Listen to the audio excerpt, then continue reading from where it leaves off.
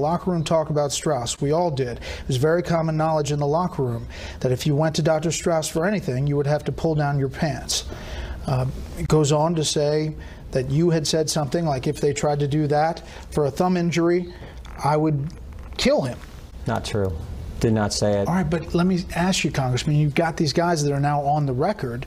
Somebody reading this from outside, what do you say to them? What is driving these guys to say this now? Yeah, you'd have to ask them. I think the timing is suspect from when you think about how this whole story came together after the Rosenstein interview or hearing with this whole talk about the speaker's race. But it is just not accurate. And as I said before, there's conversations in the locker room are a lot different than someone coming up to you and saying there was some kind of abuse. If there had been that, we would have dealt with it. Coach Hellickson would have dealt with it. Our entire coaching staff, we had 5 coaches, we'd have dealt with it. These student athletes. So did you hear it in the locker room? No. No type of abuse. We did not hear that. Because if we had, we would have dealt with it. Something short of abuse that may be considered abuse now in this current time? Did not. And again, that's the part that bugs me the most, is these guys, you invest so much time with them. I remember Dunyasha Yates competing, and just, I remember in the Big Ten semifinals, this guy in a match where he was in a situation where he was getting hurt and going out on the mat and helping this guy when it happened. It's so frustrating. I will say you have a number of people coming out who support you, who say they believe you, people who worked there, people, a widow of a fallen Marine who had bad experience Ray Mendoza wrestled for us. Mike DeSabato helped establish this fund, a memorial fund for Ray, who gave his life for our country as a Marine in Iraq. I was at the first event, spoke at that event with Coach Hellickson and Coach Trussell. And Karen Mendoza, Ray's widow, had to shut that event down, had to shut that fund down because of Mike couldn't account where the money was going. Had to go to the Attorney General to shut that down. To use a veteran, a Marine who gave his life for our country, to use that as a way for personal gain is as wrong as it gets. And this is the guy that the media puts on TV 3 times in one day to make all these false statements without going back and checking the fact that he's in financial distress and has a criminal record. It is just Well, we're going to try to follow up and have tried to reach out to him as well. I heard you yesterday, I think, talk about the law firm that's involved in this investigation. It is the same law firm you mentioned that dealt with the dossier that you are obviously dealing with. Yes. And are you suggesting that this is some sort of conspiracy? No. I'm not saying that at all. All I'm saying is they said they reached out to us. They sent it to a non-existent email address. So think about this. This is Perkins and Coie. Perkins Coie, Hillary Clinton's law firm. So the same law firm that can find an ex-British spy to put together a dossier to go after President Trump can't find a congressman's email address, can't get a hold of me, and then they tell the press, we reached out to him, he didn't respond. That is just complete bogus. And I mean, Bret, when we have one of these hearings in Congress, I tell you one thing, every liberal in the country seems to be able to find our phone number and find our address and call us up. But this law firm who's supposedly doing this investigation couldn't find that. You didn't receive an email from them? We did not. You didn't receive any contact from them? They have not contacted. Now, they've been in contact with us since they said that, and we're going to sit down with them. We want to get to the truth. If there were people who were abused, they deserve justice. But what has been said about me is completely false. And it's been said by one individual who spent 18 months in prison for fraud, another individual who has this vendetta against Ohio State, who was bilking a fallen Marines fund, who has numerous lawsuits and was arrested. That's the kind of guy the press puts on TV. Just to be clear, for the guys who have also come out, Mark Coleman, Sean Daly, who said he was groped a half dozen times by Dr. Richard Strauss, you don't know their motivation. I don't. But what I'm telling you is it's not true. What they said about me. And as you know, in these stories, what happens is a lot of things start coming out. Politico has just moved a story saying that there were voyeurs in a hall, a building that housed the athletic teams, and that the head coach, Russ Hellickson, would at times have to physically drag these gawkers out because they were looking at your wrestlers showering and doing various things, and that you, as the number 2, would do that as well. I never drug anyone out. I will tell you, our Larkins Hall was one of the largest intramural facilities in the country, on one of the largest campuses in the country. Our wrestling locker room was separate, but the shower facility was part of the general population for the students, the faculty, professors, and staff, and everyone could shower there. So, but again, never saw any type of abuse there, and never drug anyone out. But it was in a large intramural type facility. A lot of people will say, "Why did you spend so much time on this in this show?" And we wanted you to address these allegations head on. You are going to continue to address them, but what do you think the next step is here? We're going to get the truth out. The thing that I've been most encouraged by is the number of wrestlers and coaches who have contacted us and said, "Jim, this is bogus." We got a whole list of folks who sent in statements saying this is ridiculous. We were there. We know you.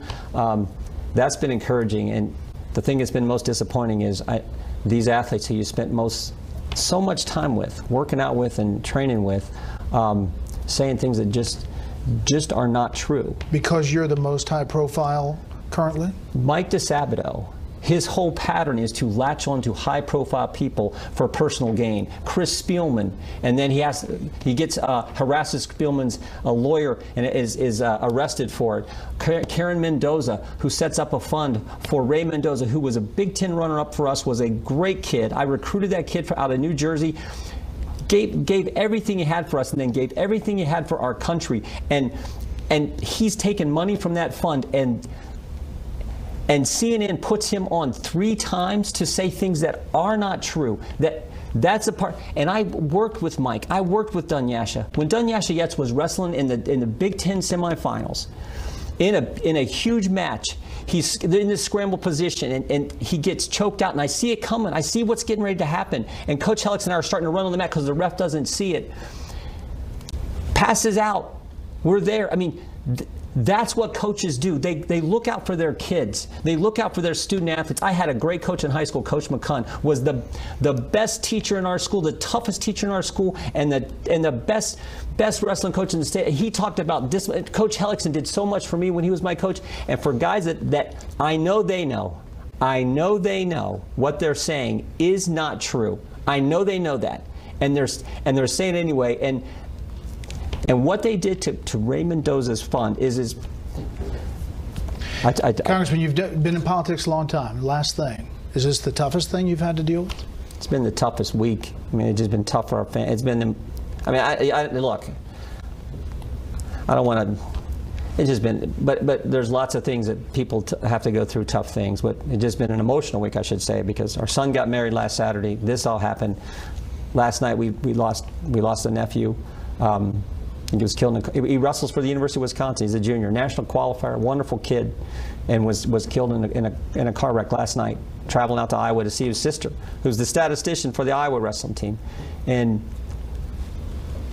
But look, I mean, all kinds of Americans have to deal with tough things, but this is wrong. It's just wrong.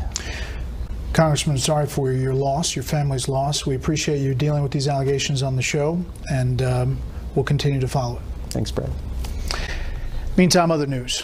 Senior officials at China's Ministry of Commerce say President Trump has launched the largest trade war in history. At the stroke of midnight, the Trump administration started levying a 25% tariff on tax on $34 billion of Chinese goods, claiming unfair trade balances with China. Chinese authorities quickly retaliated, adding tariffs on $34 billion worth of imported U.S. goods. No signs yet that President Trump will back down anytime soon. Chief White House correspondent John Roberts joins us live from the North Lawn with a trade battle, if not a full-scale war. Good evening, John. At least not yet. Bret, good evening to you. Back in March, when the saber rattling with China and some of our other trading partners first began, President Trump famously tweeted that trade wars are good and easy to win. Today, the president put his money where his mouth is. If there were any worries about a looming trade war between the U.S. and China, you wouldn't know it by looking at the financial markets. All of the major indices were up on the day. China, on the other hand, was incensed by the move, accusing President Trump of launching the biggest trade war in history. All attempts of imposing unilateral pressure will be rewardless, and no one should have illusions in this regard. China's legitimate rights are being treated unfairly. As a matter of fact, China should launch necessary counterattack. The tit for tat may get worse before it gets better. President Trump has said he has $500 billion in more tariffs waiting in the wings. I respect China and I respect President Xi, but they've been killing us. $507 billion in trade deficits last year. Then you want to do something about it, you get attacked. Oh, that's not nice. That's not free trade. The war was lost on trade many years ago. President Trump acknowledges that there may be some short-term pain, but that he is looking at the long game. He insists if he can convince America's major trading partners to rewrite the relationship to be fair and reciprocal, the U.S. economy will flourish. We're moving in that direction. You know, I mean, he's going to, I think in the next few months, you're going to see a lot of improved deals that stop this game that we've been in for years and years and years that disadvantage American workers. The White House was also touting new jobs numbers today. The 213,000 jobs created in June topped expectations. Unemployment rose to 4% from 3.8%, but White House officials say that was because more people are re-entering the workforce. What we want to do is reconnect people that were discouraged by the bad economy that President Trump inherited, and we want to bring them back into society, get them jobs, get them back to work. Democrats poo-pooed the job numbers as nothing to crow about and connected them to the recent Supreme Court decision on non-union workers.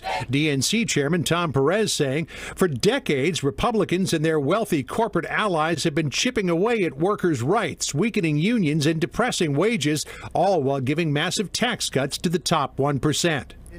President Trump is in the final stages of his search to replace Justice Anthony Kennedy, who sided with the majority in the union case.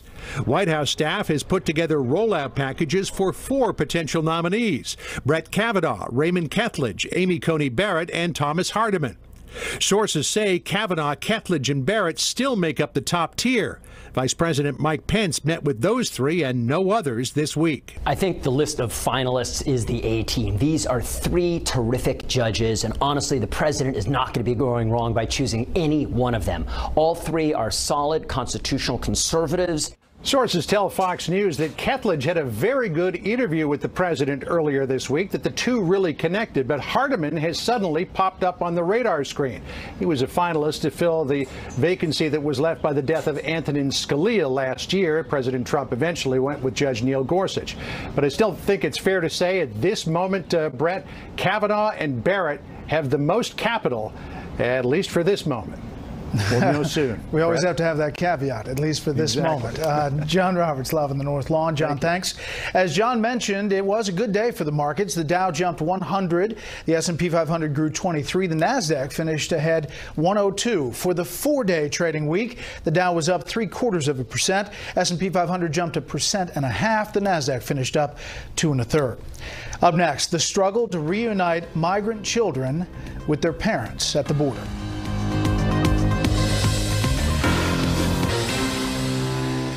The House Judiciary Committee is giving Justice Department officials more time to comply with a records request. A subpoena was issued in April for a key set of records focused on FBI activities before the FBI Russia case officially opened July 31st, 2016. A committee aide telling Fox this afternoon that they have been in contact daily with the Justice Department and their request for more time seems reasonable. Lawyers confirm President Trump's former campaign manager is being held in solitary confinement in a Virginia prison cell for 23 hours a day. Lawyers for Paul Manafort say it is because correctional officials cannot otherwise guarantee his safety. This disclosure came as Manafort's team asks a federal appeals court to order his release from custody pending his separate upcoming federal trials, the earliest of which begins in Virginia later this month. Justice Department attorneys are asking for more time to reunite nearly 3,000 migrant kids separated from their parents at the U.S. border with Mexico. The request comes just days before a court-mandated deadline to reunite children under 5 with their parents. Correspondent Alicia Acuna joins us live from Los Angeles with a look at why the administration says it needs more time. Good evening, Alicia. Hi, Bret. Yeah, according to a Justice Department court filing, this tight deadline makes it difficult for the department to ensure these children end up with the right and proper parent. DOJ wants to use DNA testing if necessary, but the American Civil Liberties Union calls that a last resort. It was a handful of ACLU lawsuits that in part brought us to today, when a judge in San Diego held a status hearing on a number of deadlines the federal government must meet with regard to these children and their parents. Judge Dana Sabro, a President George W. Bush appointee, ordering that by today parents must have contact with their children. By Tuesday, children under the age of 5 must be reunited. And by July 26th, all of them, upwards of 3,000. In a hearing today, federal officials were told by the judge all deadlines stand. We did get word from the DOJ that all parents and kids were able to contact each other, that in some cases parents and children are video conferencing. In a filing before today's hearing, the DOJ explained its concerns about the difficulty of some cases in making next week's deadline. Given the possibility of false claims of parentage, confirming parentage is critical to ensure that children are returned to their parents, not to potential traffickers. The government has a strong interest in ensuring that any release of a child from government custody occurs in a manner that ensures the safety of that child. The government can, for the court's consideration, prepare a proposal for an alternative timeline that takes HHS's procedures into account. The judge asked the government to work with the ACLU lawyers over the weekend, and there's another hearing scheduled for Monday morning to see how things are going. Bret. We will follow it. Alicia Acuna in Los Angeles, thank you. Up next, a deadly turn in the race to rescue a soccer team from a cave in Thailand.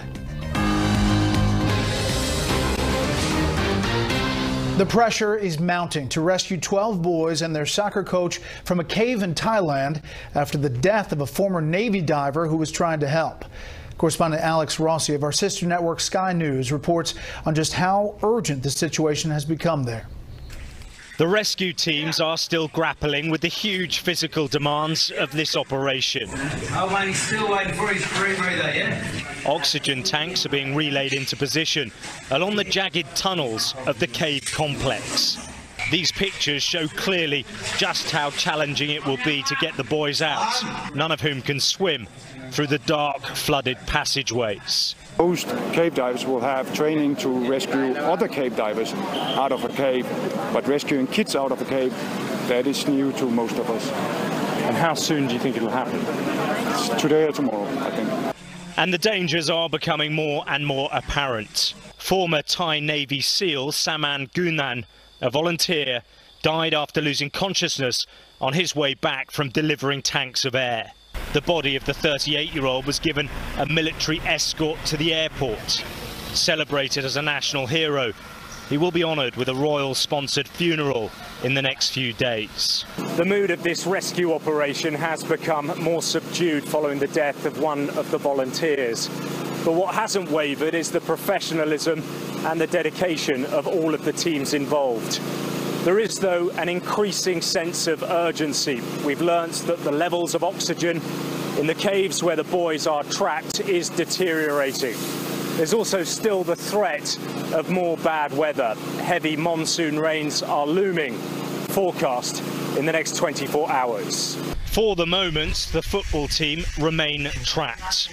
They are being given medical treatment, but 2 of them and the coach are reportedly malnourished and weak. Their school friends, though, say they are resilient. I met 2 of the football team's members. Sethawat didn't attend practice on the day they entered the cave because he was sick.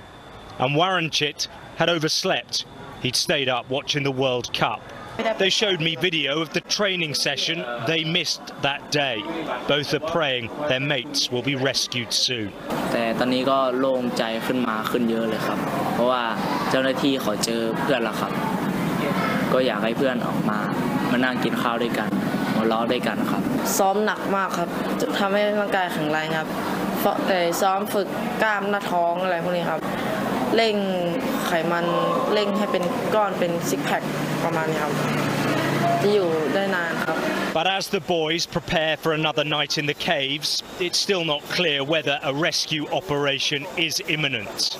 The teams are poised for their orders, but at the moment it's still too dangerous to attempt to bring them out.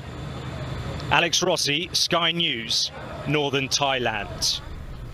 Follow that story. Meantime, Secretary of State Mike Pompeo is in North Korea tonight looking for a firm commitment from that country to get rid of the nuclear weapons and testing sites in the Hermit Kingdom. Along with a specific plan, we're told Secretary Pompeo also brought a unique gift from President Trump to Kim Jong-un. Correspondent Rich Edson has more from Tokyo. Secretary of State Mike Pompeo is in Pyongyang again. This time, as independent analysts say, satellite images show continued work on North Korean ballistic missile and nuclear facilities. Pompeo's task: ensure North Korea halts that work and scraps the nuclear program it took decades to build. Thank you for having me here. I truly appreciate it. It is my third time. I was joking that if I come one more time, I'll have to pay taxes here. The secretary carries with him gifts for Kim Jong-un, a letter from President Trump, and a CD of Elton John's song Rocket Man. Little Rocket Man. It was only last year when the president repeatedly and derisively referred to Kim with a similar nickname. In Singapore, Kim told the president he'd never heard the song, so the president sent him the CD. That's all according to a South Korean news outlet. When asked to confirm that report, Secretary Pompeo only laughed. Pompeo also carries to Pyongyang a significant burden: work out an agreement between North Korea and the United States to relieve Kim Jong-un of his nuclear arsenal. This is the first time we've had a chance to be together face-to-face since the summit between our two leaders. So I'm looking forward to our time together today. For this round of discussions, top officials from the State Department, National Security Council, Defense Department, and CIA are joining Pompeo in Pyongyang. It's unclear how much closer the U.S. is to securing the specifics of how and when North Korea will disarm. There is skepticism surrounding Kim's sincerity and concerns over what he wants in return. Kim Jong-un continues his consultations with Chinese President Xi Jinping. Both leaders want a diminished U.S. military presence in the region. Secretary Pompeo is about to begin a second day of negotiations in Pyongyang. It's already Saturday here in Asia. Then the secretary flies here to Tokyo, where he'll meet with U.S. allies and top leaders from Japan and South Korea. Bret? Rich Edson, early Saturday morning in Tokyo. Rich, thank you. The Trump administration slaps tariffs on Chinese goods, and China hits back. Plus, a rally in Montana getting a lot of attention. Our panel weighs in on all of this next.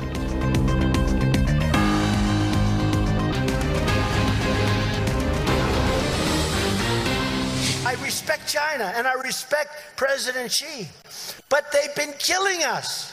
$507 billion in trade deficits last year. Then you want to do something about it, you get attacked. He wants a new trading world that goes to zero tariffs, zero non-tariff barriers, and zero subsidies. After the U.S. imposed unfair tariffs on Chinese goods, our tariffs on the U.S.'s products also took effect immediately. All attempts of imposing unilateral pressure will be rewardless, and no one should have illusions in this regard. Well, $34 billion in tariffs on Chinese goods, $34 billion in tariffs on U.S. goods, China retaliating, Mexico getting ready to retaliate as well on steel and aluminum tariffs. Where does this go from here? Is it a battle? Is it a war? We'll start there. Let's bring in our panel. Steve Hayes, editor-in-chief for the Weekly Standard, A.B. Stoddard, associate editor at Real Clear Politics, and Molly Hemingway, senior editor at The Federalist. The administration all along, Steve, has said, hey, listen, we are going to level this playing field, and if it takes us doing this battle, we're going to do it. How is this playing? Yeah, they were launching this unapologetically, I think. But if you go back and you look at the things that they said, they didn't expect to be at this point. I mean, you listen to Peter Navarro and the comments that he made in March. What he said was, there won't be any retaliation. We're too big. We're too powerful. There won't be any retaliation. And here we are. If you go back and look at Steve Mnuchin's comments from May, he said, in effect, this isn't going to affect us. This isn't going to be the big deal that people are talking about. And here we are. He said he was going to put the trade war on hold. And here we are. And we're here because you can't rhetorically start a trade war like this and then hope to control all of its various implications. And I think what we're seeing is Mexicans, Chinese, and probably soon to be others, taking seriously what the president said, taking literally what the president said. It's common here to say we don't take literally what President Trump says. Our trade partners and our adversaries do, and that's what's happening here. Well, the markets today seem to be unfazed, whether they baked it in already or not. The Dow clearly had a good day today, and you can see the intraday trading there. If you look at the June jobs report, the economy added 213,000 jobs. And the unemployment rate ticked up, but in part because more people were into the looking for a job, back into the markets. Molly. Well, just on this trade war issue, I do think that it's important to remember that China has had for many decades a practice of unfair trade. They have high barriers. They're a huge market, but they also have state control of their industries. And they kind of have the best of both worlds. They have then these barriers that they set for other companies. They steal people's intellectual property. And a lot of people haven't really done anything about it. And now we are going into this where we're apparently going to try and deal with it. What's challenging for Trump is that he's not just trying to take on China, which is a major entity that does need to be taken on. He's also taking on allies. And there's no question that you can renegotiate all sorts of trade agreements, but it's very difficult to fight a multi-pronged trade war when really everybody should kind of be focused on China and their unfair practices. One last graphic here, AB, and just give me the sense on the Hill. Economy changes since President Trump took office. GDP growth, unemployment rate we just mentioned, consumer confidence is up. Average hourly earnings, the administration would like to see that higher, but that's going up as well. Overall, pretty good, churning along. Well, is it being squelched? Is it being kind of hit by some of this tariff? The members who are opposed to tariffs, who are Republican, have been asked for patience from the administration. They were told, as Steve mentioned, that this was just a tactic. It was a negotiating start, but that it was going to provoke a response and better behavior. There's a period. There's just going to be a waiting period in which they will continue to buy the argument that it's a negotiating tactic that's going to work, and then they're going to push back, and we'll see how long that is. They have already seen at home a lot of destabilization, disruption for prices, for flows through ports, for inventory, for jobs. A lot of things across the board. And so they'll give this a little bit more time, but they are, as you know, opposed to this and very worried about its effects. Also, as you see, gas prices higher and, interest rates higher and other things that start to people's health care higher begin to really dig into people's cost of living. I mean, so far, when you poll people in the middle of the country, that some of these farmers, they still are hanging with the patience part, but they're not feeling the real pain perhaps yet. I want to take you to the Montana rally last night. You saw it here. The president on his Elizabeth Warren. She's based her life on being a minority. Pocahontas. Now even the liberals are saying, take a test. We will take that little kit and say, but we have to do it gently because we're in the Me Too generation. And we will say, I will give you $1 million to your favorite charity, paid for by Trump, if you take the test and it shows you're an Indian. Take the DNA test. Steve, I saw on a lot of channels today, heads exploding over this rally. This was Donald Trump in candidate Trump flavor. But he did say some things that really stirred up a lot of folks. He did. I mean, I don't think it was any different than most of the other Trump rallies we've seen going back to the campaign and also while he was president. To me, the most interesting comment, the most disturbing comment was what he said about Vladimir Putin, where he sort of shrugged off any tensions with Vladimir Putin and basically said, yeah, my critics say that Vladimir Putin is an old KGB agent, but Vladimir Putin is fine. Vladimir Putin is not fine. Vladimir Putin is an adversary. I would call him an enemy. He's actively undermining the United States, trying to affect our elections now. We know that he tried to affect our elections in 2016. He's destabilizing the Middle East. He's making a mess in his own backyard and doing all of this to hurt American interests, or much of it to hurt American interests. Vladimir Putin is not fine. I think it's unwise for the president to say that, setting aside the debate about collusion and the Robert Mueller investigation. I mean, we're getting ready for this summit in Helsinki, Finland. By the way, Special Report will be there with special shows around that summit, meeting between President Trump and President Putin. To that point, Molly. Yeah, they are a challenge to deal with there, and Vladimir Putin is not a good guy. It's also true that we really need to be focused on Asia right now and not fighting, 20th century problems. And it would be nice in general to have the president speak more against tyranny. It's not his style, and he seems laser focused on understanding that our main challenges are in Asia. AB, I have a feeling I know what you're going to say, but he also took shots at 1,000 Points of Light, George H.W. Bush, John McCain, and obviously Democrats were a big target as well. Yeah, I think his lounge act is getting a little old, but if it actually means that he turns out voters in a midterm election when he's not on the ballot, and these voters turn out and defeat John Tester and all these places in all these states that he goes, states that he won, that Hillary lost, where Democrats are defending their seats, then there's some point to it. This is an exercise, and we don't know the result because he's not actually campaigning for himself anymore. Right. So while I think picking on John McCain and George Herbert Walker Bush is ghastly, we'll see if a portion of the country goes out to the polls for other Republicans as a result of these routines. Next up, the panel reacts to my interview with Congressman Jim Jordan. The lightning round. It's Friday. You have the most conservative member of the U.S. Congress lying to reporters about his knowledge of serial sex abuse cover-up. It's false. I mean, I never saw, never heard of, never was told about any type of abuse. If I had been, I would have dealt with it. The guys that are saying this thing, I know they know the truth. I know they do.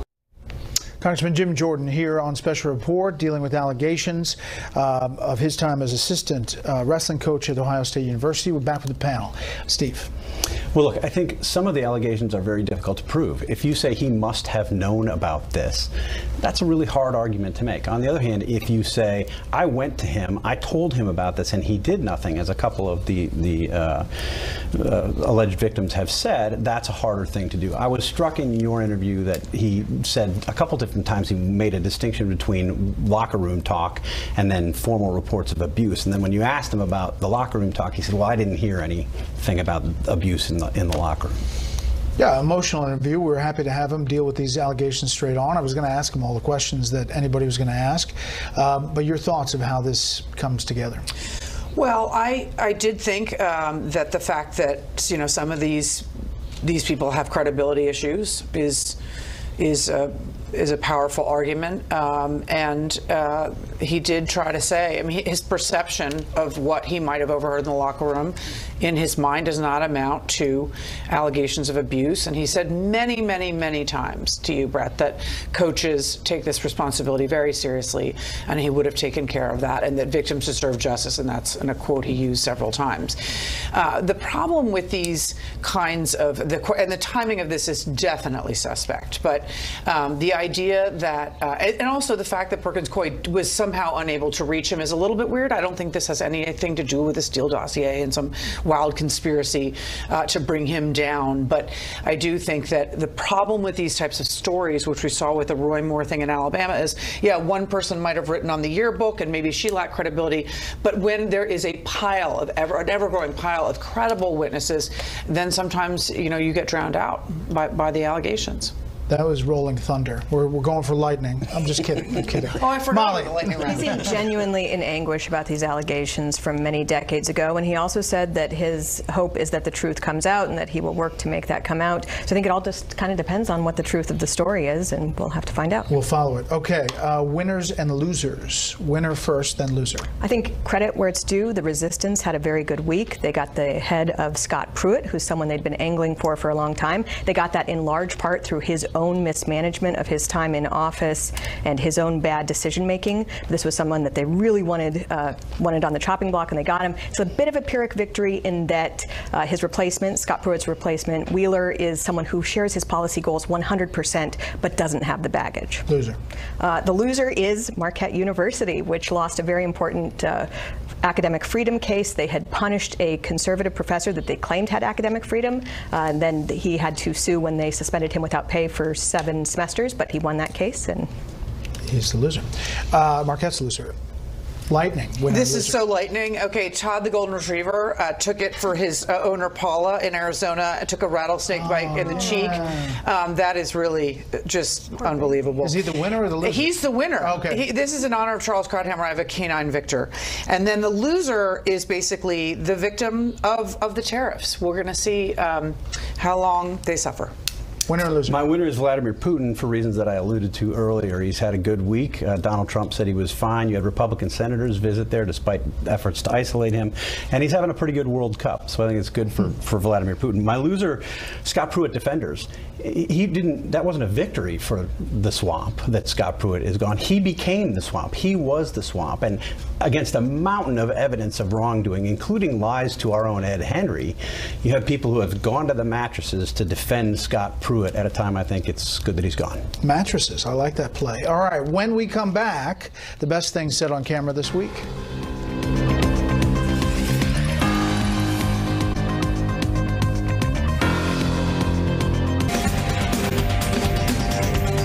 It's Friday. Finally tonight, this week's notable quotables. Ask your nominees how they might vote on Roe versus Wade. Probably not. They're all saying, don't do that, you don't do that, you shouldn't do that. There's nobody involved in this discussion with North Korea in the administration who is overburdened by naivete. They've been isolated, dark, no food. No, not today.